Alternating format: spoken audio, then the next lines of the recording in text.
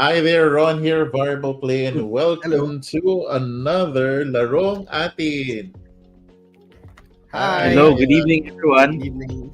Ako nga pala happy wala nang intro. 20, I happy forgot about that. 2024. Hi. Welcome to our first episode sa 2024. Yes, I am just gonna do my social media work and share. So in the meantime, did you guys get to play anything over? What did you get to play over the holidays? Na lang Mhm. is my question. Ako, I got to play a lot just in the last week kasi I started playing Board Game Arena. Okay. So I played, what did I play? Let's see. I played Butterfly. I played Sea Salt and Paper. Castles of Burgundy. Challengers. Nice. And Azul. But I've already played Azul. So what was new to me was Challengers, Butterfly, Castles of Burgundy, and Sea Salt and Paper. I think Castles of Burgundy. Really yeah. now? Did you gift that to Aya? Oh, yes, but we haven't had the time to play it. So the only reason we're Oh. able to play it just now is because it's so easy to set things up on BGA. You just click, click, click, and Yes. it's all set up. So Yep. the game is so fast. And then the between rounds where you have to fill up the whatevers, it just does everything automatically. So there. So that's why. I borrowed your copy, but we haven't played it. It's just it. We haven't opened it. We haven't played it in real life, just in BGA. Okay. Okay. There you go. Mm. Cool. Yeah. And how about you, Sir Freddy? Last weekend, I played the Ravnica Remastered Sealed.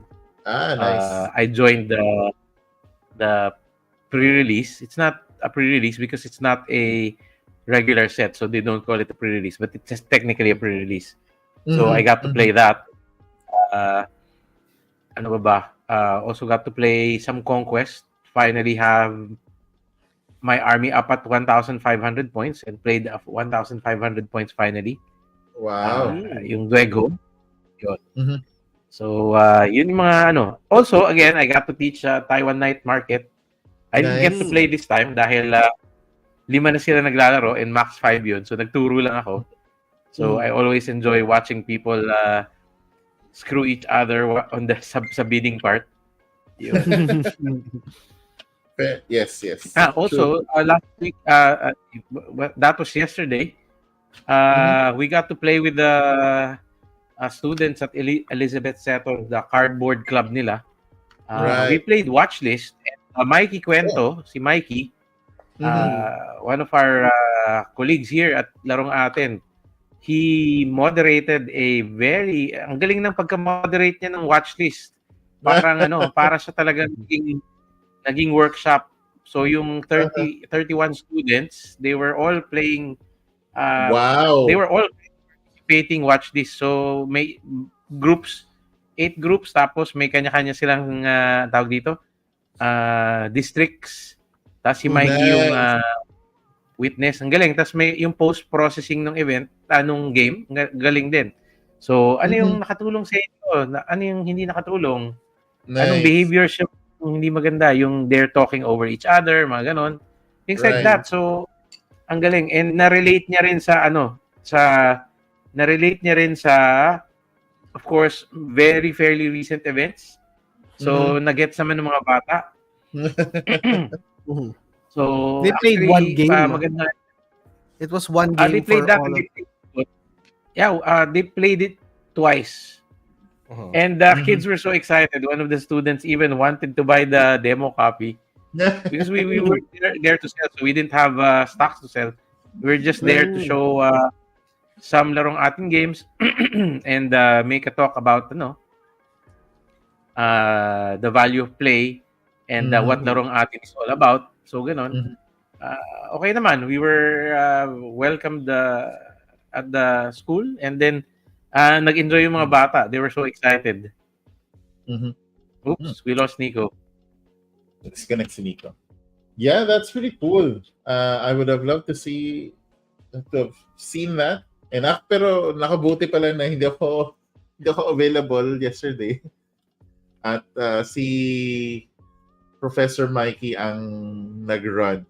Kasi definitely, pagdating sa thematic setting of mechanics, expertise ni Mikey in Mhm. converting, kumbaga enhancing the feel of a game. Mm. Si Tomas din, ang galing ng pagkaano niya ng hugot. Mm-hmm. So and the kids apparently hugot culture is evergreen kasi yung mga kids nila ang hugot eh. So even if it's not as hindi na siya masyadong nakikita sa tawag dito sa social media or sa TV. But the kids still seem to know what hugot is eh. So, ang bilis ng pick up nila sa hugot.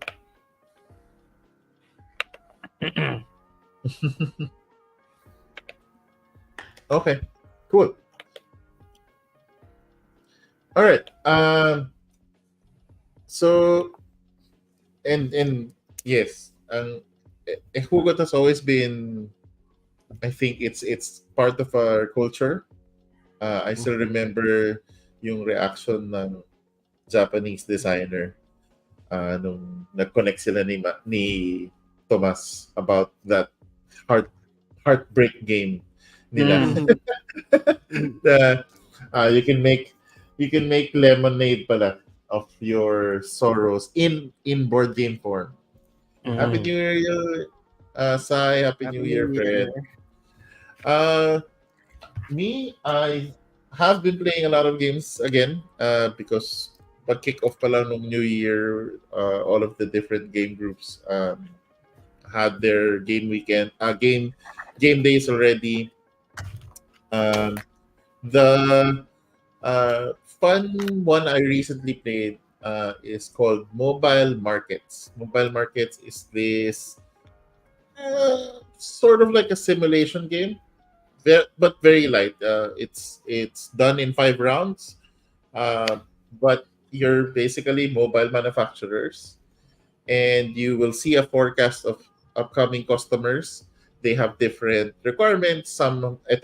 Most of them will have a budget. They're willing to buy a phone at this price, that price, this price. But some are a little bit flexible. If there's an 8K camera on that phone, they're willing to spend more. Some are very strict with their requirements. They're always willing to pay a premium, but they want specific features, NFC and whatnot. And the interesting bit about the game is that you all plan that with this 2 cards that have icons on them. It's like a grid. And kailangan mong ipatong yung 2 cards na yon to identify ano yung possible actions mo for the turn. And that you work with that. So based on that single decision, you're setting your price, you're setting the market configuration, you're setting all of your technology research. So all comes into that decision. Medyo makaka-AP ng konti sa iba, but it's pretty cool, and then it looks really nice. And it plays really fast, so that's pretty cool. Okay. So our topic for today is all about how do you test your games. And the reason why I thought about this topic then was I'm currently testing one of my games. And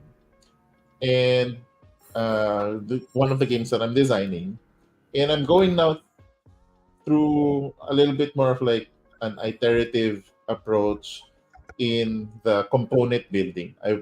Before I have a good strong idea of what to do. In this case kasi parang I'm using a certain framework, so I kind of want to build it in such a way na if I get feedback from a test, I can easily go back to in the drawing board, run the configuration, output the new files, and then I'm back to testing again because the testing prototyping testing cycle is long at times, and I don't want to overcommit at the prototyping part.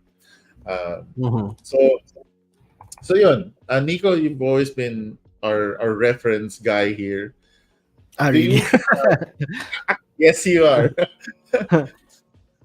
um, Okay.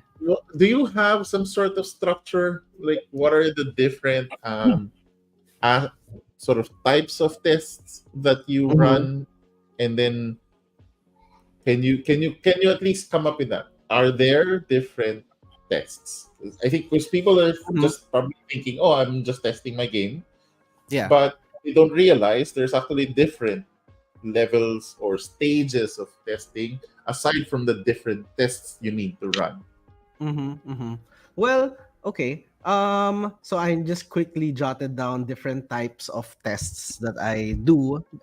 Okay. But before that, I think the principle that we have that I personally abide by is that that just the two principles that abide by, which is overarching in all the tests I do, is Mm-hmm. first is that you don't really know if a game will work as intended until you test it. Because Mm-hmm. sometimes it's not like other mediums, like let's say a film or a song or a book. Like once you write a book, it's going to be written or read that way no matter how many times you read it. It's not going to change. Or a film will always have the same shots, will always have the same dialogue, will always be shot the same way, no matter how many times you change it. But since games are interactive, and there's a human element, we can't really forecast how it's going to behave until you throw in real players into the game. So that's why Right. testing is so important. So that's the first. And then the second principle is that because we don't know how exactly games are going to behave until you test them, then that means you want to test as quickly and as possible. Meaning that when you have a prototype, you want to test it right away, see how it behaves before you try to do any more changes. Because if you start making lots and lots of changes to a game without knowing how it's going to behave, then you might be making assumptions of how the game is going to behave and then building on the assumptions, right? Mhm. And Right. once you finally test it, the if your base assumption does not work out, your game doesn't behave as you assumed it would, then all of the things you built on top of it will crash, and you won't be Right. able, and you have to go back to the start, right? So those are the two like principles I personally abide by. Okay. So in terms of testing, personally, the very first testing that I do um, is what I call, and I got this from Marx because this is his term for it. Mm-hmm. It's called theory crafting. So what he basically means is you just play it in your head, basically. Right. So if you have a Mm-hmm. game, you have an idea, right? So just imagine it, like virtually imagine it.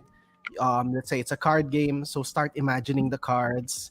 Put a virtual table in your head, and you're putting down the cards. You're going through the motions of the turn. So what's your turn structure?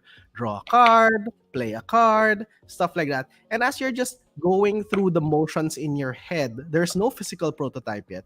You're already possibly finding problems with your game, right? Let's say you're drawing cards. Okay, what happens if your deck runs out of cards?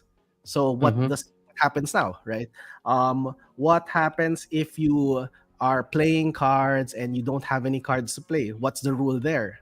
So just Mm-hmm. simply imagining the game Mhm. and theory crafting, seeing how it's going to work will already help a lot because Mm-hmm. it's free. You can do it while you're taking a shower, while you're commuting. You don't have to actually commit any resources. You're not prototyping, you're just thinking about it, right? And Mm-hmm. then you can bring it a step further and imagine it as you can start imagining the interactions between players. So let's say a simple game like you're playing a card game and it's simulating rock paper scissors, right? So each player has a card that has rock paper scissors, and you put down a card, and then you both reveal what cards you are, and then rock beats scissors, and scissors beats paper, paper So beats rock, right? Let's say the- that's your idea, because a lot of games have that rock paper scissors type aspect to it, right? But you're imagining it now. Imagine it as two players, and you're playing the cards. You have those cards in your hands, and you're imagining, okay, what card will I play? Already there, you have a problem, because you can see how rock paper scissors doesn't give any information. It's complete. It's somewhat random, whatever you choose, right? So just from that, you don't even have to write down the cards and actually physically try it out. You can already spot problems in your Yep. assumptions, the like very basic assumptions. So right. that's like my first level. Like usually I'm in the shower, I'm thinking about it, and already kill a lot of ideas just in that phase. Like, okay, that's not gonna work because I know this. I've experienced this before. This is a dead end design. This is not gonna work. This is just rock paper scissors. This is just too random. There's no way to fix this. So just from there, it's already cutting. You're already axing a lot of ideas. So that's Yeah, my And first step. Mm-mm. that's it's true. actually That's true. kind of it's actually now that I listen to that, um, I do something similar, although I don't do it necessarily in the shower. I Mm-hmm. do think about it also, but I don't flesh it out as much as what you're saying. But Mm-hmm. it is what I do when I record myself teaching the Mm-hmm. game. So Mm-hmm. I when I have a game idea and I want to sort of flesh it out, Mm-hmm. in essence, sort of expand your theorem into something, into Mm-hmm. a yeah, an assumption. I Mm-hmm. would record myself as if I'm running a podcast and I'm teaching someone the game already in my head and of course running it. uh, in the shower though, depends on the game. But so but if I because if you're right, as I'm saying, okay, so this game is about martial arts, and each player have a set of cards to use, and they are trying to reduce each other's blah blah blah. So I go through the motions of teaching the game, and as I do that, and I still have some of them in my phone, I would actually stop and like, okay, that did work. That's Mm-hmm. confusing, Yeah. or that Mm-hmm. that doesn't work anymore. And then you kind of would have to ponder and go back and maybe say that again, and until you're either bored of your talking to yourself, Mm-hmm. or Yeah. you're just gonna pick it up later. I kind of just was adding there was sort of codifying it, not in using technology. But Mm-hmm. I think it's the same. I think it's similar because in essence you're like imagining the scenario already. You're Mm-hmm. running the how to teach and run the game, and then you're Mm-hmm. seeing the issues that might occur.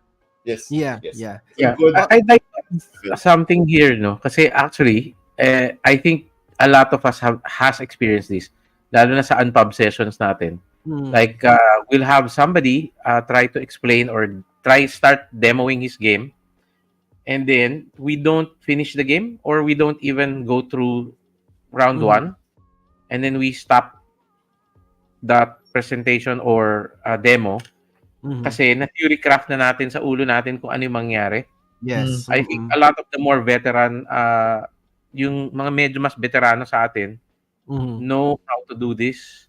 And then Yes. we kind of stop it na kasi marami tayo usually tinitingnan. And Mm-hmm. I think some people think that that's kind of rude. But Mm-hmm. basically kasi nga dahil marami tayong tinitingnan and marami tayong gustong gawin and usually Mm-hmm. don't have enough time during the unpub sessions, if there's something na merong ganun, yung sa theory crafting pa lang nung dinedemohan, Mm-hmm. stop na yung game na, oh, this is not going to work because this. Gets Yes. yeah. na natin yung problema You eh. can already So, forecast. Oh, what's going to happen? And Oh. then yeah. if they ask, sometimes I would explain already. Well, kasi here's the math of that, and you're Mm. practically random the whole game. There's no agency for the players. Mm. Mm-hmm. So yeah, it is a good skill to learn when you're Mm-hmm. Mm. doing game design, and yun nga, in essence, test it in your head, voice it out if it's something that you're Yeah. that type, or Yeah. write it now. But just the idea of fleshing it out and then imagining how it works would already allow you to eliminate some of the paths. Yeah. And What then whatever is in left in the end is something at least you can maybe what invest. also yeah, yeah. What also helps is, like, for example, I think a lot of people, they design different. They have different approaches to design. I've designed before. I've designed in the past wherein I would take an existing game and modify it enough so that it's something new, or Mm-hmm, combine different mechanics from different games, or mm-hmm, build on an existing game and add some other mechanics from another. And that's a common. A lot of designers do that, right? mm-hmm, But the theory crafting is also helpful even in that stage, because if in your theory crafting you're, let's say, you're imagining this game that you've made. Let's say, like, one of the games I designed last year was Creative Pursuits. Very clearly, it was inspired by Splendor's mechanics, right? um Sometimes when you're theory crafting, you can already tell if your idea is innovative or if Mhm. it's just the same game with a gimmick. yes. You can Yep. already Yep. tell, like, I can't, whatever I do, this is just a gimmicky addition to this existing game, and so maybe this is not a good thing to pursue. Yeah. Mm-hmm. Cool. Um, Mm, before we Definitely move a on, lot of ideas get killed at that stage. Mm, Probably what, 90%? yeah. Well, yeah. yeah, yeah. But the good thing with going through that exercise of fleshing your idea out and Mhm. seeing a path that, okay, in the future, you never know if your brain's gonna pop in with an idea of, like, Mhm. so it's kind of related to that. You observe something and then your brain connects into, hey, maybe I could fix that past With idea I some, did yeah. with something that might fix it. And it has occurred to me in the past already. Um, and even designs where I'm designing today and I'm looking at sort of the frameworks I've used before. I could have used that there. I Mhm. could Yeah. I could have fixed that problem before. Mhm. Um, but again, Oh, it's all about the meron experience. pala kahapon. I had this experience with Tomas yesterday. He Mm-hmm. was explaining to me kasi yung meron siyang bagong idea, and then he was explaining to me his scoring concept, Mm-hmm. Mhm. and iba yung pagkaintindi ko dun Mm-hmm. sa gusto niyang gawin. Tapos eventually, parang nag-uusap kami, hindi kami magkaintindihan. Tapos nung in-explain ko sa kanya yung idea ko, we ended up with yung parang yung imagine ko dun sa describe niya, yun yung mai-implement, hindi yun in-imagine niya. Yun yung weird eh. Mm. So, even sa explanation, paminsan, yung nagkakaroon ka ng ibang theory sa ulo nung in-explainan mo, at saka iba yung nasa theory ng designer. Mhm. Yes. And I think that's why nga, Nico mentioned nga earlier to iterate your testing in smaller chunks, Mm-hmm. because if you overinvest into something, oh, hey, I have an idea and you haven't really fleshed out how to start and end the game, pero Mm. went into components, gathering all the different resources, god forbid start buying, Mhm. uh, Expensive components. art and ano, then Yeah, and yeah. then suddenly it doesn't work. And so you're gonna force it to work na, and that's a problem with design if you're in essence you're not building on stable systems and frameworks first. You can Mhm. really come up Mhm. with a theme and idea, but again, like what Sir Freddy always says, the game has to work. Yeah. Yun lang yung challenge. Okay, cool. So after theory crafting, what is Mhm. the next step, or at least So next step of testing that for you do? me, so personally, when you're theory crafting, there comes a point wherein you mentally just cannot keep track of the game anymore.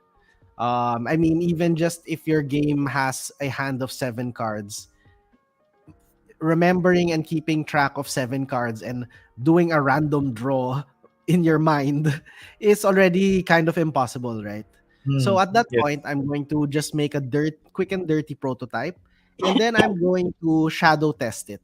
So if you play Magic, then that's something you've Mm. experienced. Basically, when you play test a deck, you just try it, see how it flows, Mhm. imagine an opponent, right? So sometimes I'd shadow test. Um, I would play as two or three players. So Mm. I have a big table, I have empty seats.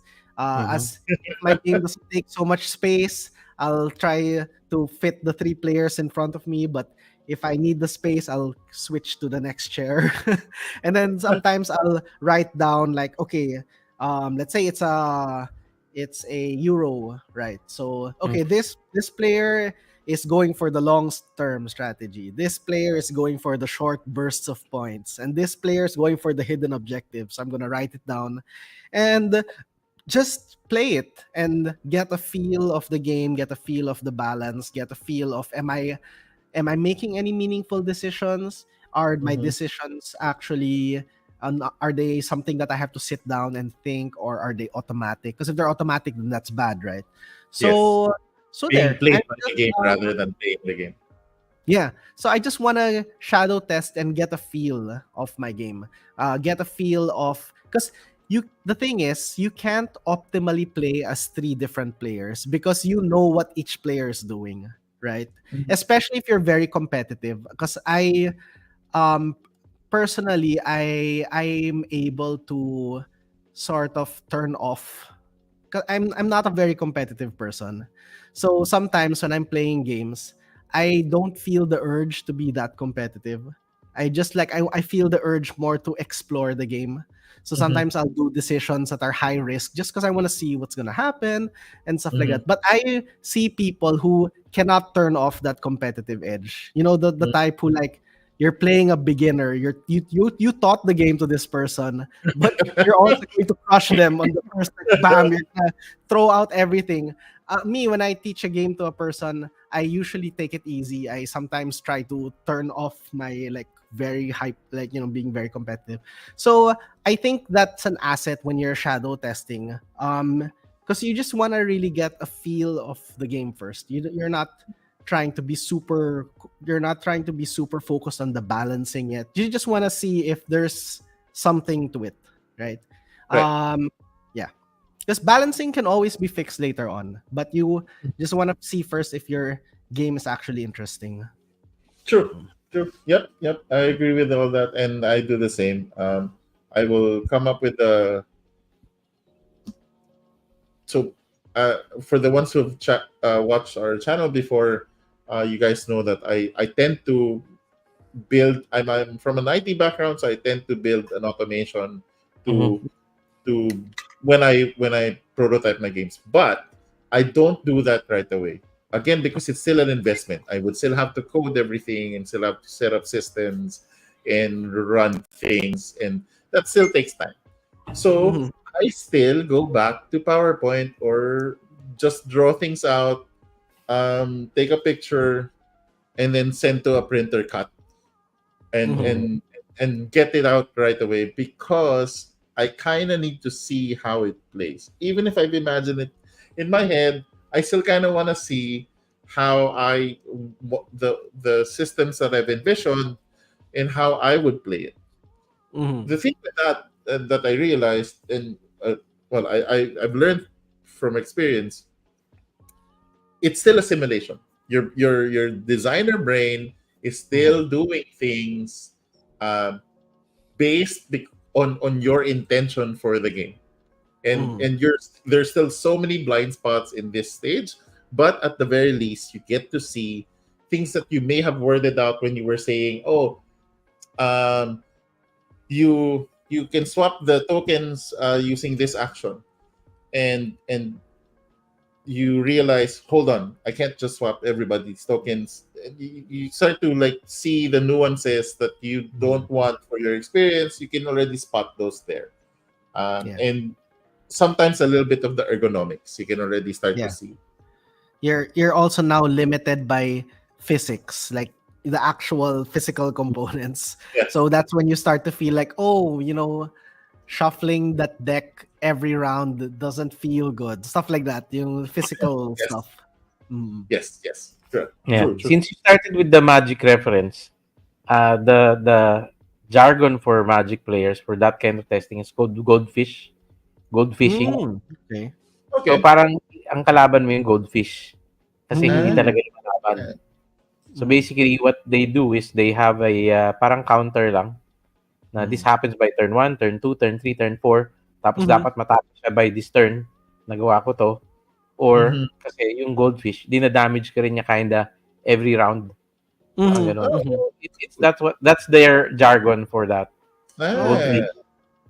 Goldfish. alam I ko yung yeah. sinasabi ni Nico is when we draw a hand of 7 cards and then see how that plays in like 1, 2, 3 turns, and then you do Mm-hmm. Yes, that yeah. just to Yes. get a Yeah. feel Yep. of your Yep. deck. Or like Yep. dati nga, I would do what Sir Freddy says, na parang I'd imagine, oh, dinumblade niya yung creature ko, parang gano'n, just to, if you Mm. have a feel, ni-lightning bolt niya, yung, ito to, counter spell niya, just, just imagining it and Mhm. seeing how it plays in turn XXX, gano'n. So, Okay. yeah. All right. Okay. So now, you've shadow tested and you had a few rounds. You were able to see Mhm. how it plays. You can already have a basic idea how you can teach the game. Mhm. Uh, do we go into testing with people already, or what is on your case? Do you test after this, or you? I mean, or you make a nicer prototype when? What is Uh, your? Me generally, I start testing now with people, but it Mm, also depends on how the shadow tests feel, because mhm. sometimes that's when you find problems like, oh, the game end, the win condition just doesn't make sense, or it never happens. So I'll try to fix it a bit.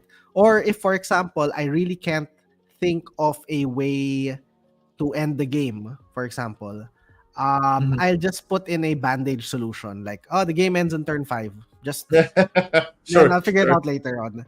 And then Yes, yes. I'll play test na with people. I'll see Okay. na kasi the thing is, when you're doing that shadow testing, it's not real, because you know each player, and no matter how much you pretend, you can't Yeah. Mm-hmm. really be competitive, because Yeah.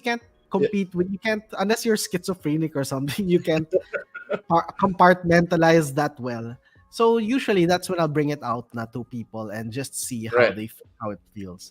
But I'll Uh-huh. also do it very, like, not rule book testing, not Mhm. anything like that. Like, I will teach the game. I will Right. explain everything. I will explain what I'm trying to test in the game, and then I'll just let them play and I will watch. Generally, I won't play, because at that point, for one, um they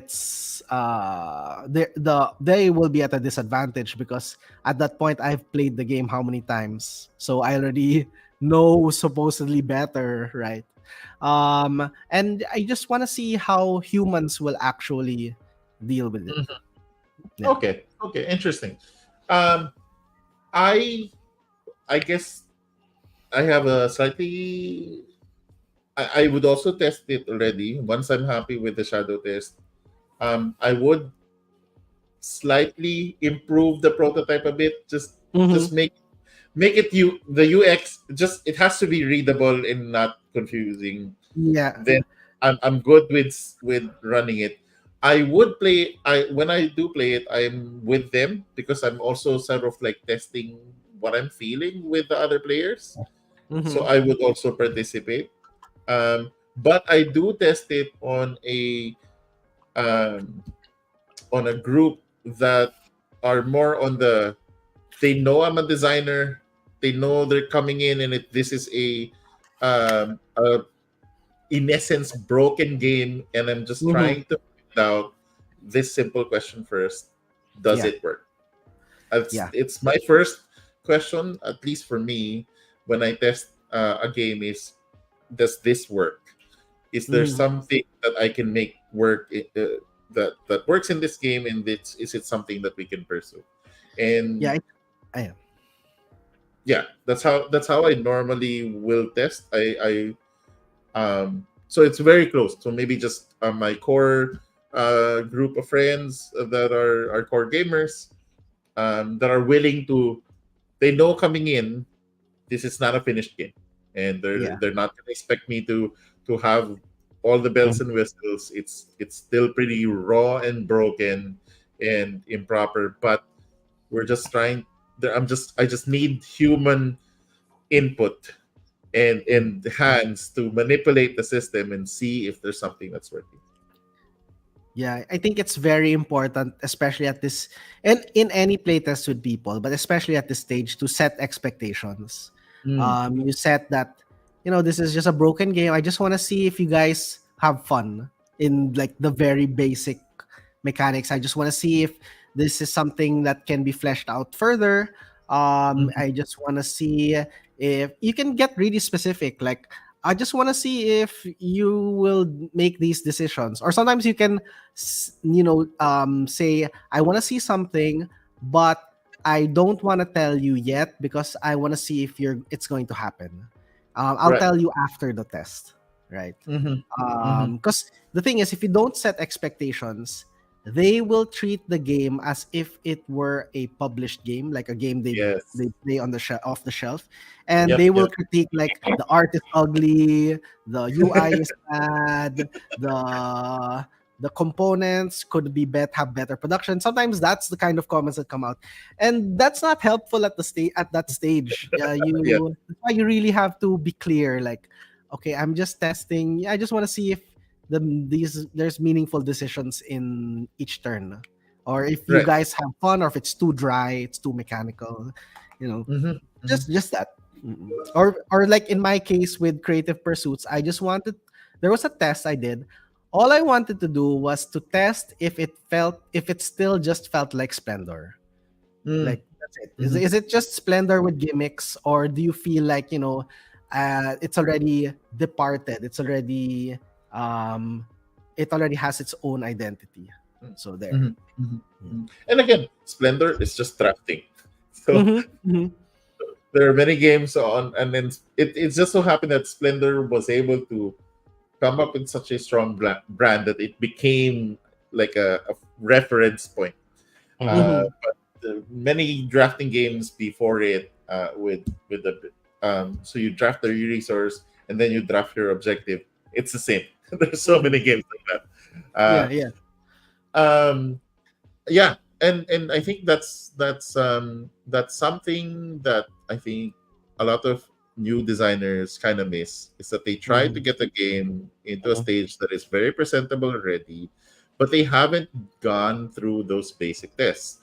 And why do we want to do those basic tests of like, oh, I want to test if it works, I want to if um it doesn't feel like this. If you're doing your research, oh, I'm doing a travel game, am I like the other games, or am I innovative enough compared to the other games? So you're testing little bits of your system and design and seeing if those work.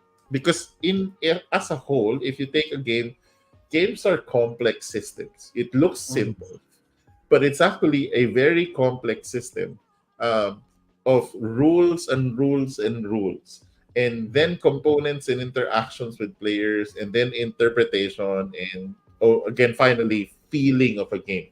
And if you're trying to test all of those in one go, if Mm-hmm. for those who are trying to have a background in technology, it's like trying to deliver something, and never have tested a single piece of code.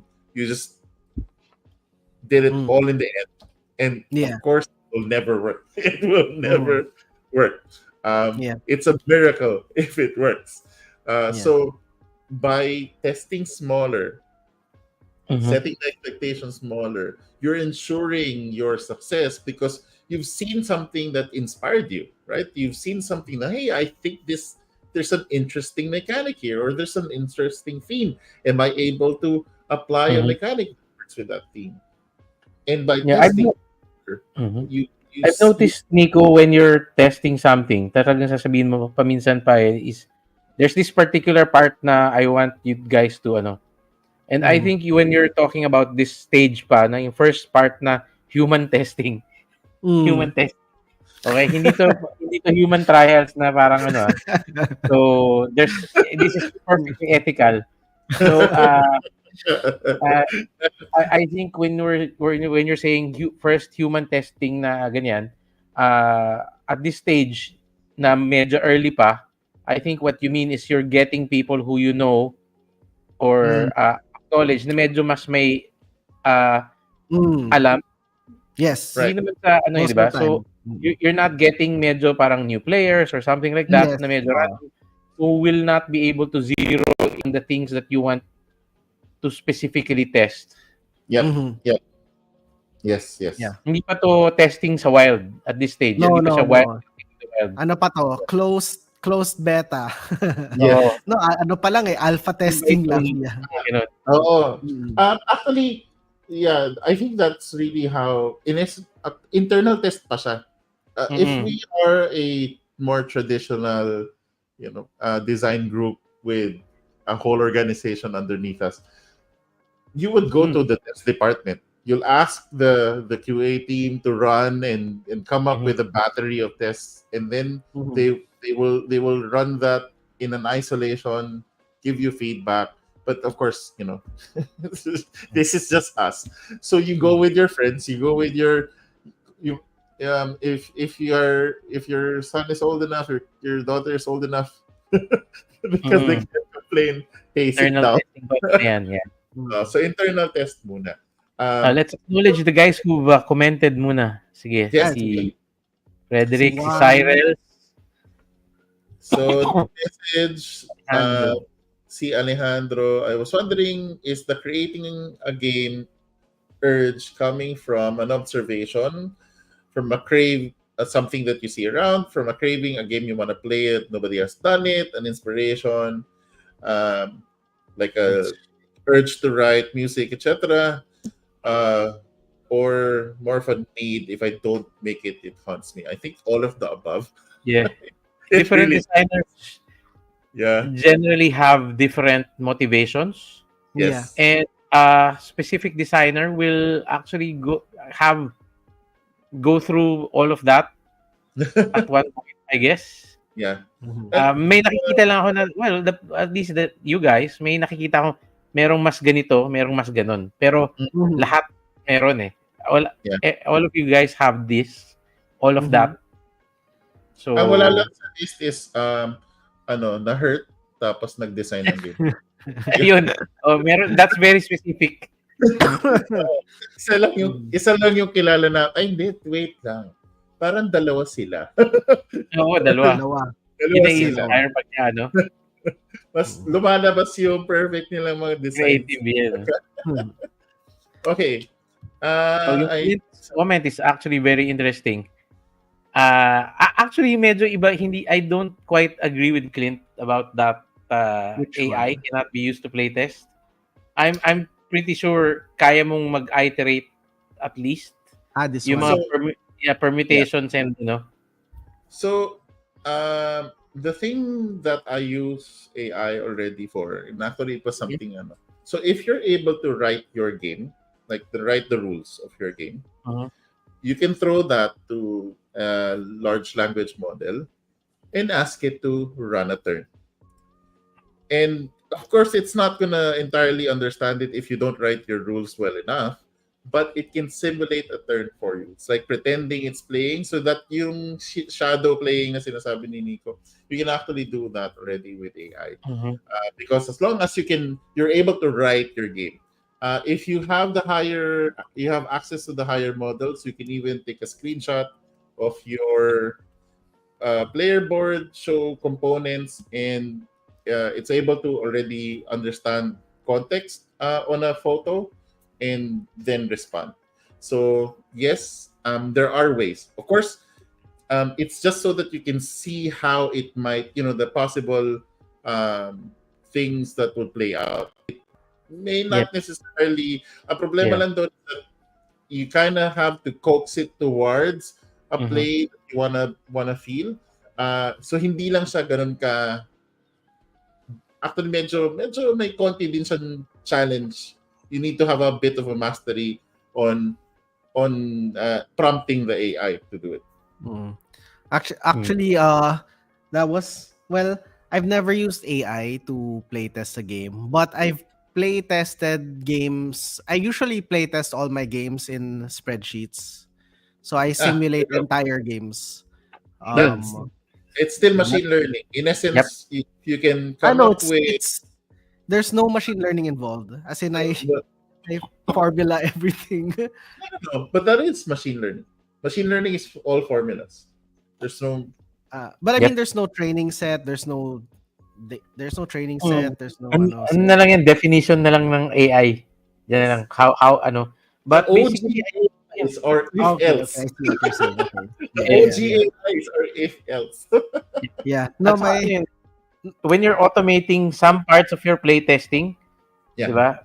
I think that's, ano na yun eh. So, although I do agree na you cannot totally just Oh, rely yeah. on AI to playtest something. Kasi mm, una, I don't, I cannot see, at least in my lifetime, that AI will be able to simulate human emotions. And that's a Yeah. big part of what you're testing then when Yes. mm, you're Yes. testing games. yeah. And napag-usapan namin kahapon to eh. I was talking with Dwayne and Tomas and Rap Rap Mm, yesterday. Yung nag-ano kami yung sa mga games. Tas somehow umabot kami sa yeah, even if AI becomes sentient, I don't think the sentience will be the same because the Mm-hmm. way AI developed, they did not evolve like us. So our mm, emotions are driven also by our evolution, di ba? Yep. So it's not going to be the same eh. So I don't see AI, at least in my lifetime at least, to be able We to hope so. replace the value of We hope unless so. you know, like, I'm able to upload my consciousness to Right. the ano, yeah. then There's I see that. in the in terms of AI playtesting games, there's another way to look at it, Mm-hmm. which is even more proof that AI cannot playtest games. Mm-hmm. No, it can. Okay, so okay, um paano ba?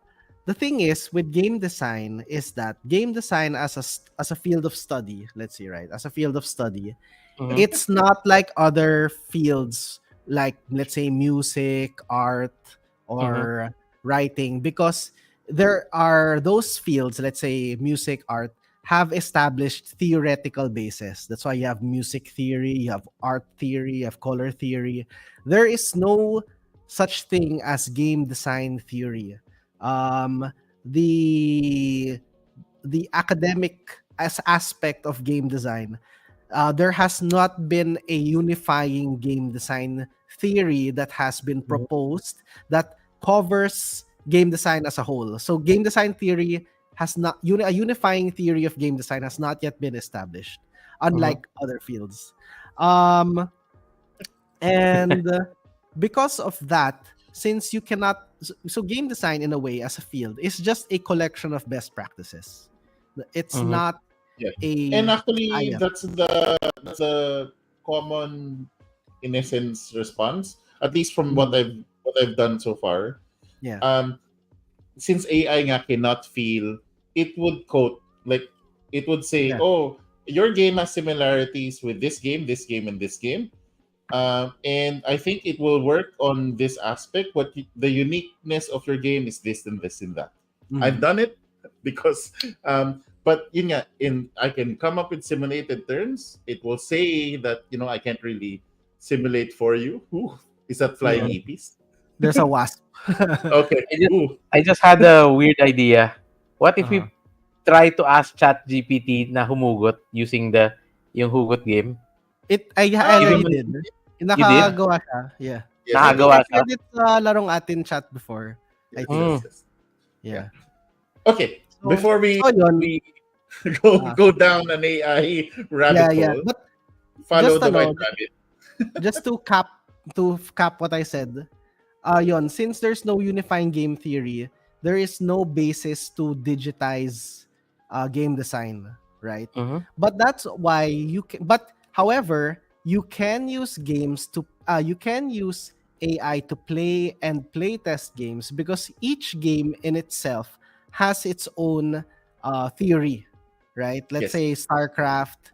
Um, that's why AI can play StarCraft. AI can play chess. Games in isolation have their own theory, and you can train an AI to learn that. But the design itself of games, there is no unifying theory. So until that unifying theory is created, I Mhm. highly doubt AI can actually design games because Yeah. humans themselves don't understand how games are designed in a theoretical basis. I I So, I would say that probably that game design is much closer to no offense meant, of course, much mm, closer to the soft sciences like mm, psychology and sociology instead of sciences like physics and chemistry na talagang mm, meron tayong mga hard rules, 'di ba? mm. Yeah. Um, It is, we but physics gaming basically, theory is different from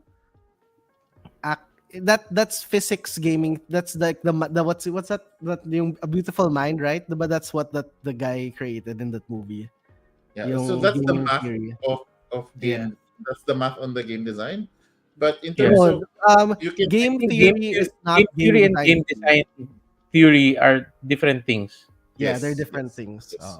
Yeah, they're So different game, things eh. yes, correct. Kasi game theory So assumes na meron ka ng rules set, Yes. tapos ito yung Yung mga magiging prisoner's dilemma and behavior, stuff. Oo. yeah, 'di ba? and Ito again, yung so optimal behavior given this particular set of rules, parameters, yun yung correct. game theory. But game design is you're making the rules eh. Yeah, You're setting those parameters. So they're very different aspects. But they're both related to games, but they're parang yeah. opposite sides of that thing eh. Yeah, Yeah. yeah, it's the two sides of the coin. Yeah. And you can look at it from, in essence, it's always it can't directly help, but it can help in tangent. Like Mhm. what Alhan said, nga, there's a lot of psychology um, that we utilize when we're Mhm. designing games. The intention, the motivations of players, the Mhm. themes, things that are running in their head, and there's a lot of literature that's already on about that, and therefore AI has read it, and so there's some aspects that it can probably give you an interpretation on. Again, it cannot really simulate a human. It's just there to give you permutations of possible humans that if they were this stereotype Mhm. can react this way. So those are possibilities. But if you follow any chess channel, you can watch ChatGPT when it fights Stockfish, which is the best AI engine. It it sometimes is so good, and then suddenly it will invent moves. It's like Mhm. it's still a generative model. But anyway, before we get lost in an Mhm. AI, Mhm. as I mentioned, so after that base human testing, and Mhm. and now, so you see that there's something there, you're confident that it's something you need to invest on. What are the This is now kind of, I know, case to case basis, but generally, do you have some general chunks of testing that you do to get towards something that you will now send to a printer? What are the stages after Ah. the initial testing? Um, I will print once the issue that keeps coming out is the UI. So if Mm. I'm building my game and the biggest problem that is coming out in my playtesting is that they're not understanding the mechanics because the UI is getting in the way. That's when, okay, I have to deal with the UI now. But until Okay. that point, I'll try to get away with the dirty UI as much as possible, just Oh, so that I really? don't Wow. spend the time. Yeah, Okay. I'll wait Okay. for it to become like, I'm getting confused because the stuff are just. But of course, that's my personal best practice. Assuming that like I'm getting tests done like as frequently as I can, right? If there's a Mhm. like unpubs are every once a month. So if I already have a prototype that's ready, mechanics wise, and I still have 2 weeks before the next unpub or the next playtest or whatever, then might as well. I'm gonna just clean up the UI a bit, right? Right. But it's not an issue that I will prioritize. If Mhm. I have a limited amount of time, I will prioritize the most glaring problems. And if UI is not yet the most glaring problem, then I won't deal with it yet. Correct. Yes, agree with that. Okay, so you've done the UI. You've already reached a point that only the UI and maybe the components is the one that you're looking at. That means that the game has been play tested fairly enough internally. What is the next stage? So you now do a better looking prototype. Mhm. Uh, what is Um, your next set of tests? Usually this is the part where it's the longest, and it's really up to your prerogative on what you're testing. So at Mm-hmm. this point, you're already doing iterative testing. You're adding to the game. You're developing it further. You're testing ideas, and I personally, I would just keep going and going until, at some point, I feel like the game is done. So it's Okay. just there at that point. But the next test that I would generally do is I would, somewhere along the line, the balance is gonna be now a problem. Like, okay, the mechanics are all working well. Um, Everything seems to be in its place, and the game is fun, but it's not working because there's something imbalanced in the game. And usually you can kind of sense. The thing is, players have a very good sense of finding imbalances when it comes to what are overpowered strategies, right? Like when you're playing and you see that this strategy is much stronger than the rest, and Mhm. players will gravitate towards that. So players are good at finding that. But there are also other balancing issues that players might not be able to see that often because they don't usually survive until the publishing stage. Like, for example, what's a good example? Let's say mid game, let's say your game is something like Seven Wonders, where there's 3 ages. You have age 1, age 2, age 3, and in each age there are cards that you purchase. So generally the latter ages will be stronger, um Mhm.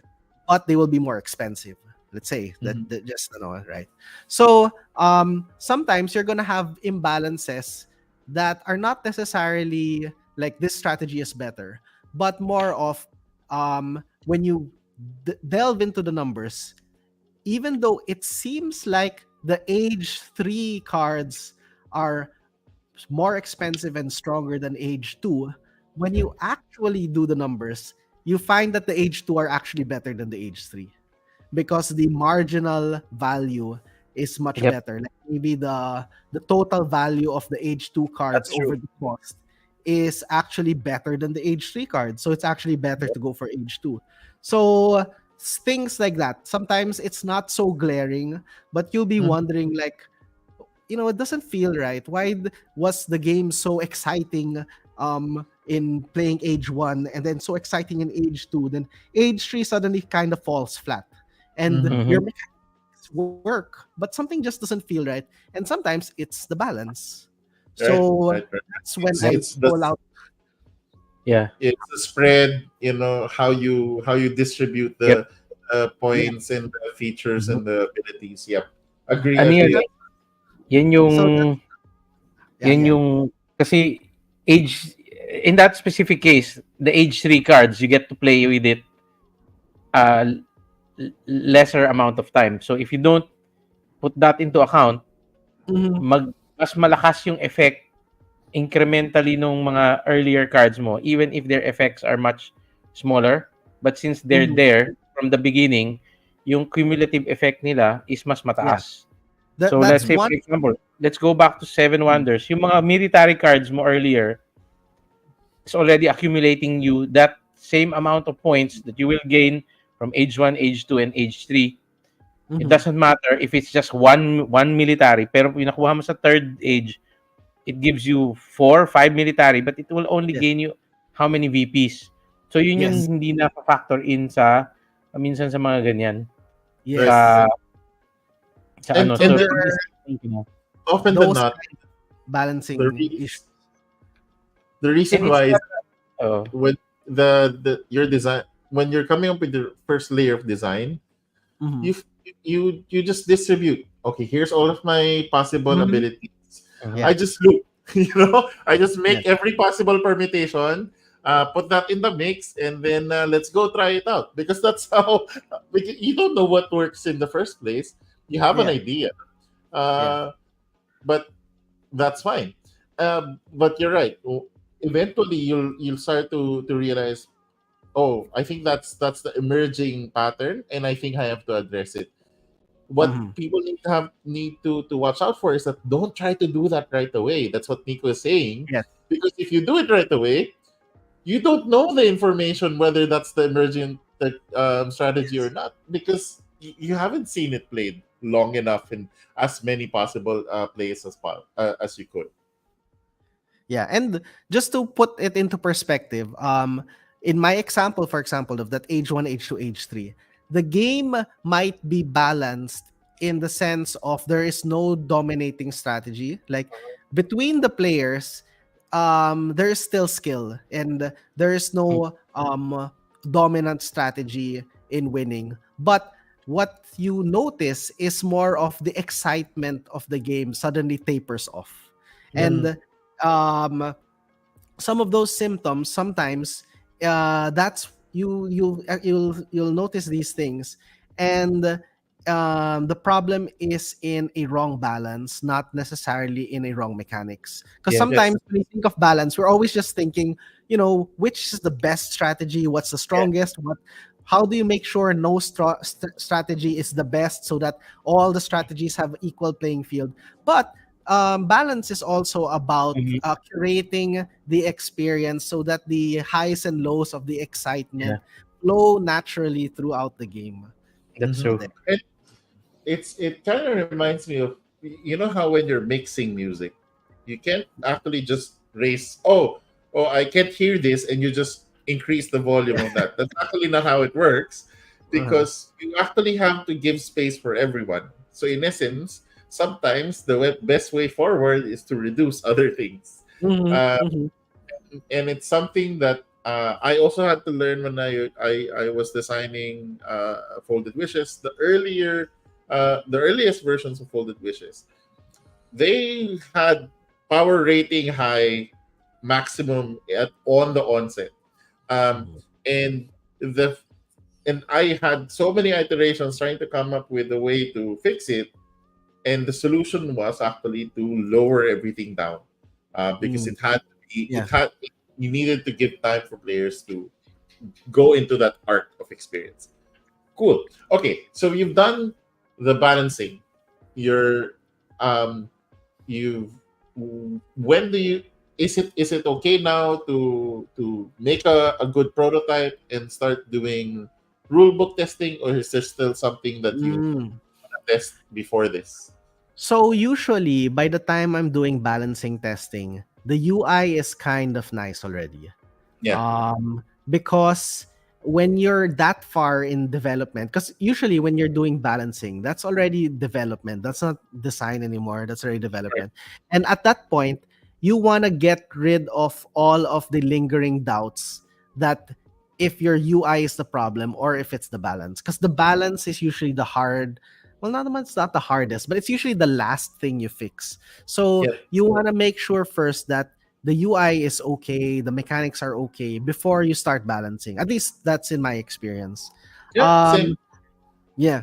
And then once that's done, that's when I kind of do the rule book. Because the rule book is a lot of effort. It's probably one of the most effort heavy parts of game design. And I want to make Yes. sure the game is really good and already working well before I even attempt to write the rule book. But the thing is also, at this point, you should be documenting your game. You should be Mm, having a draft of your rules just yes. um to keep it organized in your head throughout the whole process. So at this point, when you're writing your rule book, it shouldn't be that difficult. And I would suggest keeping a rule book, drafting your rule book as early as possible, because when you're writing your rule book, that's also when you find problems in your game. Like you, because when you write a rule book, you force your game to become linear, at least Mm. in explanation. You have to be able to explain it linearly, and that's important for your game to become accessible and easy to spread. So if you don't do that, you run the risk of having a game where it's not really linear. There's like a loop within a loop, and then but you go to this loop if you do this thing and that thing, which will In make it in very elegant, in and sometimes it the can be fixed. older But games, yeah, like in the early 60s, 70s, games had that barrier, and it was kind of Mhm. okay. There's a lot of resolution tables. There Yes, were a yes. lot of conditionals, and often than not, they're still present in modern game design, but they've learned that you cannot put it on the rules on the rule book anymore. If you put it on the Mhm. rule book, then it becomes a barrier. The rule book has to be the most accessible thing, which is the most difficult thing to do, to be honest, because you're trying to synthesize how something that moves physically Mhm. into words. Mhm. So the distance between that is quite high, which is what Nico made a very good pointer there. As early as you can, come up with a draft. I actually start with my rules, because I that's how I do my theory crafting. I teach the rules, so I do have a base structure, but it's not enough because all of the details, the graphics, and how to do the explanations and examples.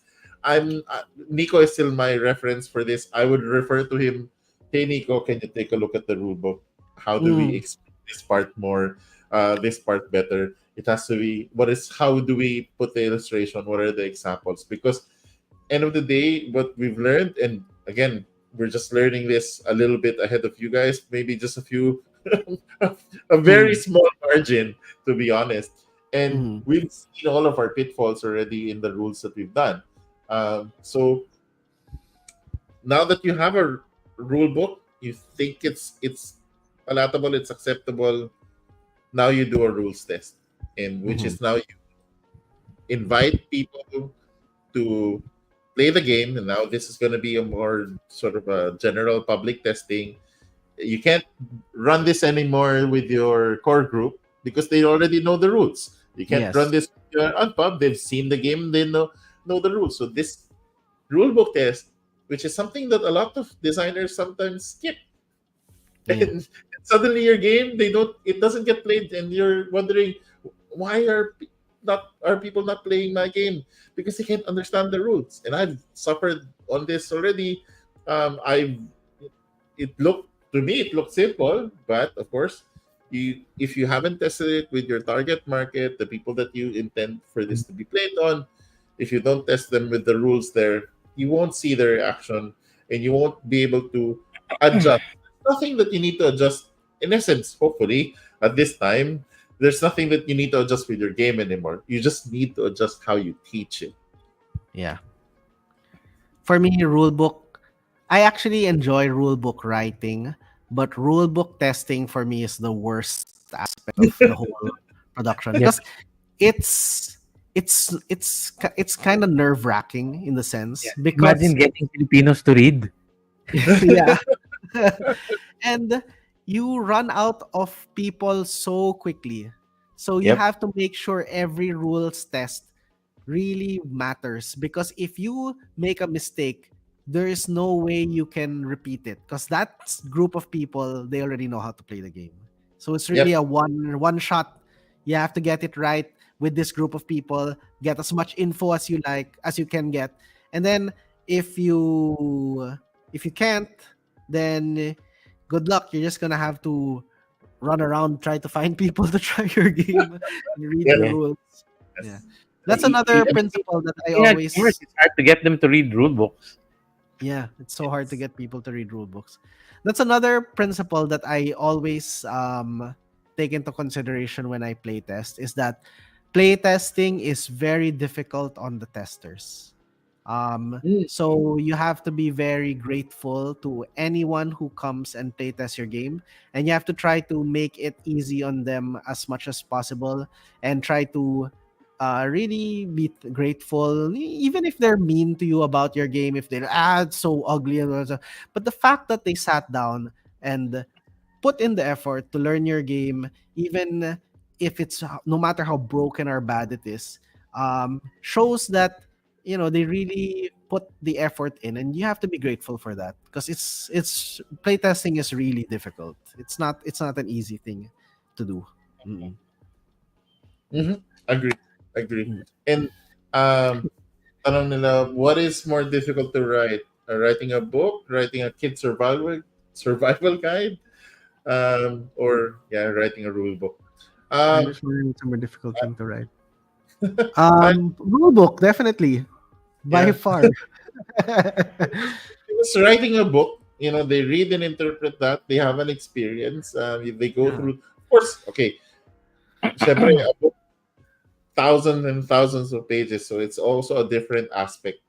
There's a different Different uh, skills. Yeah. skill and intended experience that you need to come up with that. And I'm pretty sure it's also as difficult, probably more difficult than writing a rule book. But writing a rule book, it's such a very thin barrier of the success of your game or the failure of your game. Yeah. Um, it there's so many good games that are out in the market that failed just because the rule book was bad. Mhm. Cool. The, Um, the the difference, I think, with writing a rule book versus writing other things is that when you're writing other things, novels, storybooks, whatever, the thing that you're writing is the end goal in itself. Like, so let's say you're writing a storybook. The storybook is the product, it is the art, it is the end goal. But when you're writing a rule book, it's just to teach you something else. mm, And so that's why it's more difficult for me, because um there is a requirement. It has to fulfill a what's the word?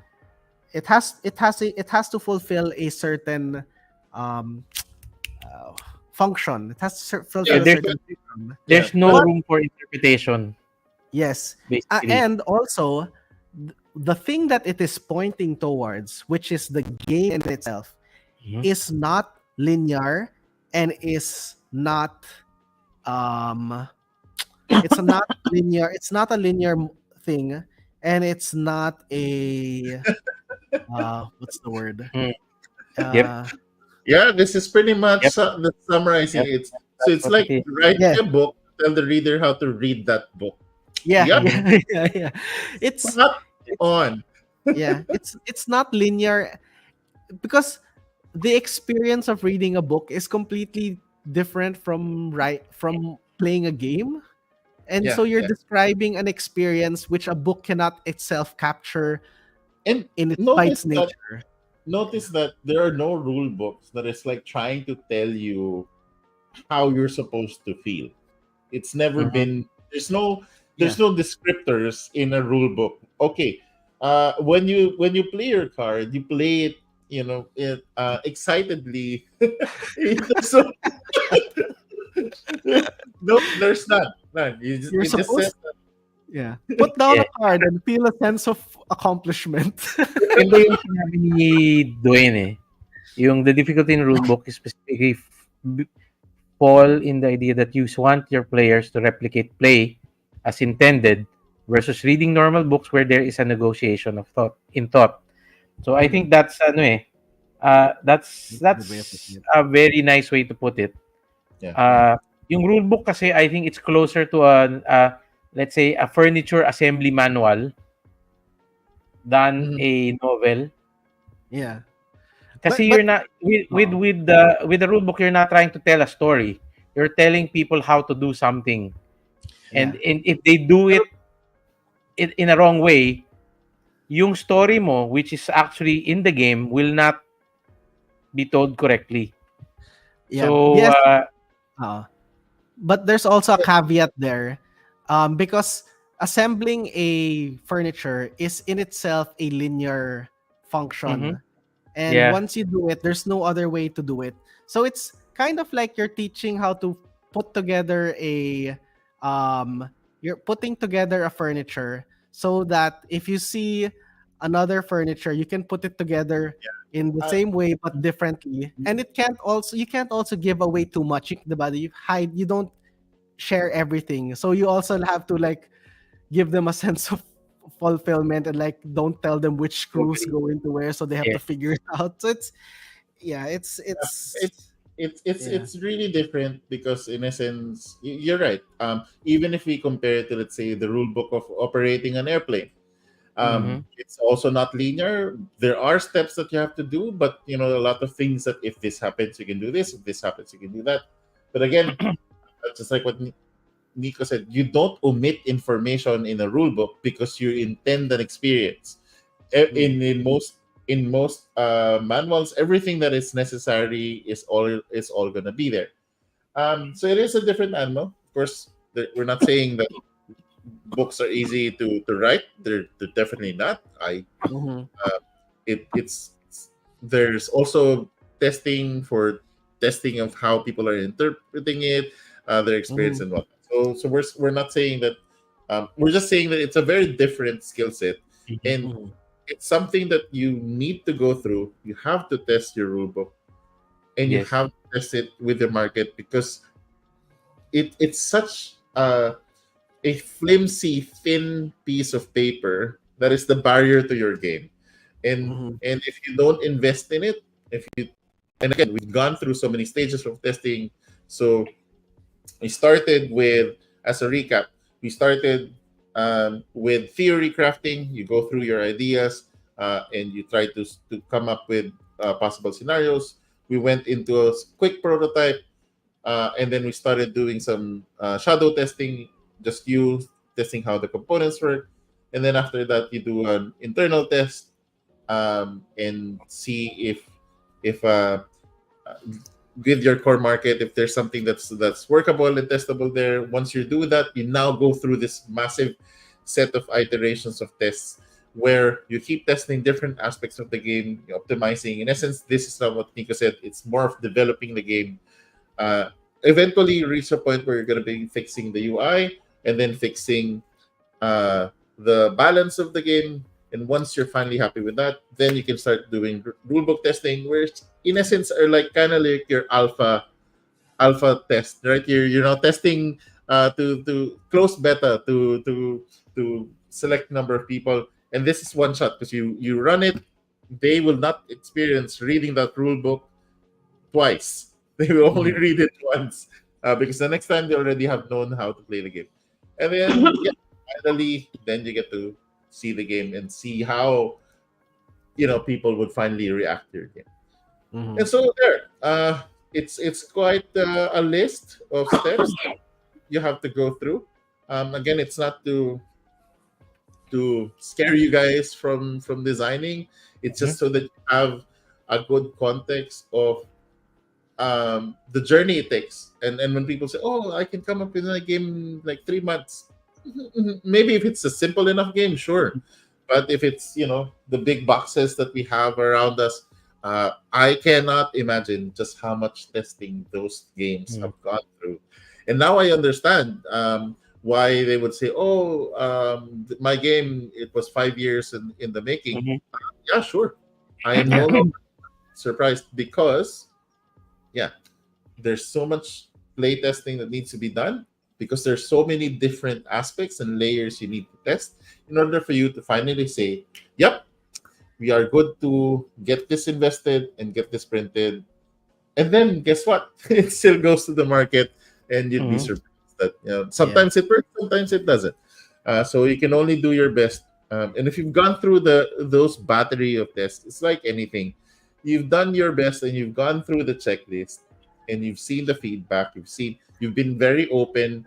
You've. I guess that's also something that helps improve the likelihood of the success of your game. It's not an assurance.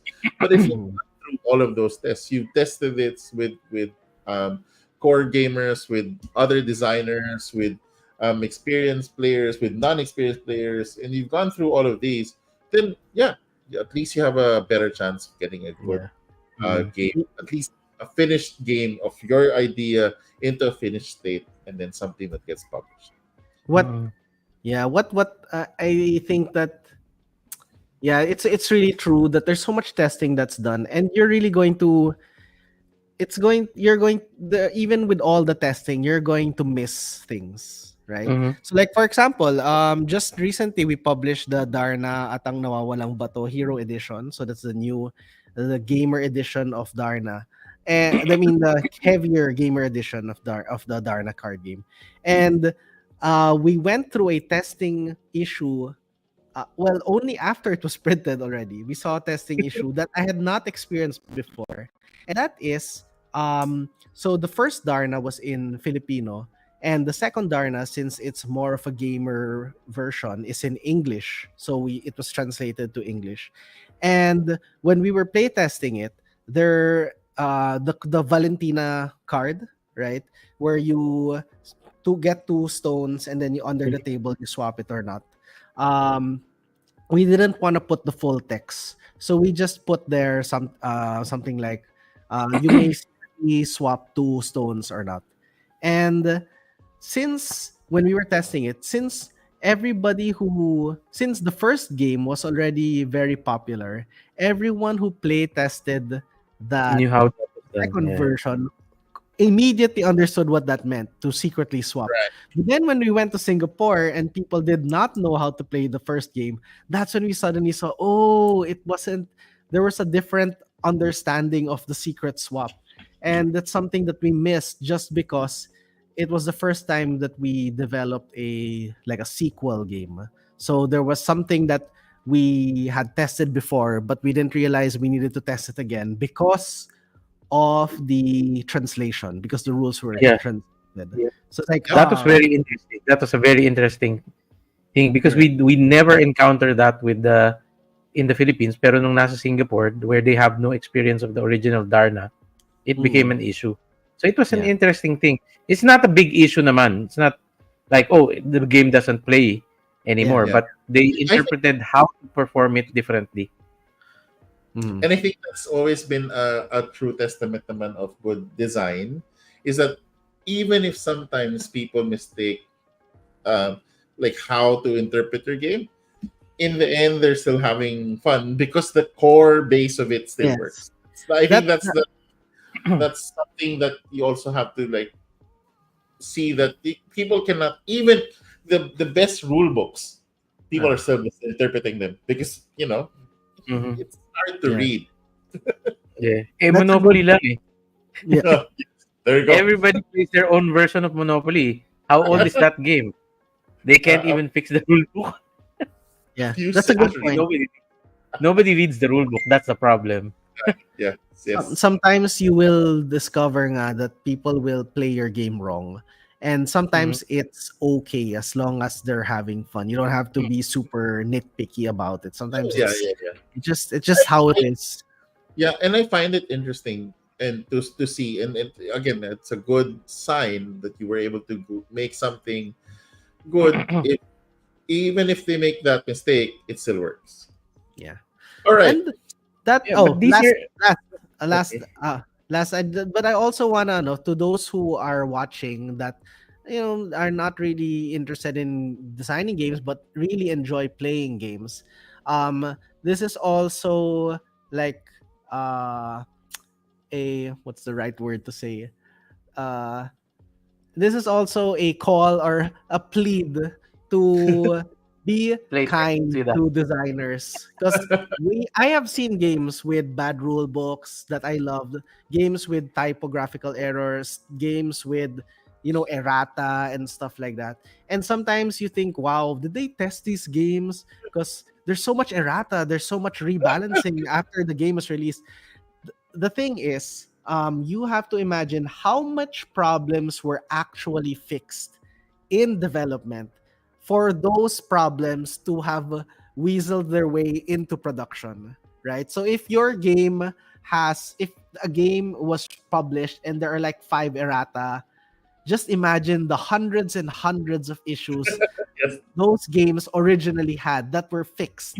And some were just, because naduduling na yung designer, naduduling na yung developer, hindi niya nakita, or maybe he exited the file and when he pressed Control W, he accidentally pressed W and the W went into the text. So there's just a random W in the text or something like that, or control cut and suddenly there's just a random X in the text. So it happens. Yes. Sometimes you've already proofread it, and then when you close the file, you press the wrong hotkey, and yeah. So be kind to the designers. If you enjoyed the game, try to just imagine how many problems were actually fixed, and Yes. for those few to make it all the way to production. Yeah. Yeah. And again, I don't think there's a perfect game in full entirety because so many moving parts. But Yeah. so thank you very much, everyone, for joining us. Yeah. I do have one more thing to say. But remember, everyone, these are just best practices. Yes. Everyone has a very unique creative process. Mhm. So these are just best practices that we've seen that kind of work for most of us. Not even everybody in the Larong Ating team goes through the same process the same way or goes through the same steps to the same extent. It varies from game to game. It varies from designer to designer. And so yun, these are just guidelines or maybe helpful tips. There's no hard and fast rule na dapat ito yung susundin nyo. Otherwise, hindi mag-work. So yun lang yung gusto kong idagdag bago kami mag-end. Yes, thank you very much. And Thank with you. that, I am so grateful. This is such a good opener for the year for us. 21 people on stream, an hour and a half in. Happy 2024. Happy We would 2024. definitely have a lot more episodes going. So we do this every first Thursday of the month. See you And in also, to address some of the questions na hindi masyadong sinagot ngayon, you can also try to review the old material we have. A lot of those things have been discussed in the past. Yes, So if you're new to this channel, then just try to review our past episodes. Baka mahanap nyo dun yung mga sagot sa mga ibang tanong nyo. Just search in the LarongAtin page. All of the LarongAtin videos are there. If you go to the variable play page, it will be a mix of the different of the different designs. Yes, kasi iba sa amin, sobrang guru, diretso na. Pwede rin yan. Yeah. Even per game, iba-iba. Iba-iba yung approach. Yeah. Oh, di ba nga, meron nga, we didn't play test this at all. Print! Oo. May publishing company na we didn't play test these games. Parang, di ba meron? Yeah, there's a game called We Didn't Play Test This Game. Okay. All right. Thank you, everyone, for joining us. Until next time, this is Ron Villaver, Nico over here, and then Sir Freddy. Happy New Year. Happy See you New guys. Year. Bye. Bye.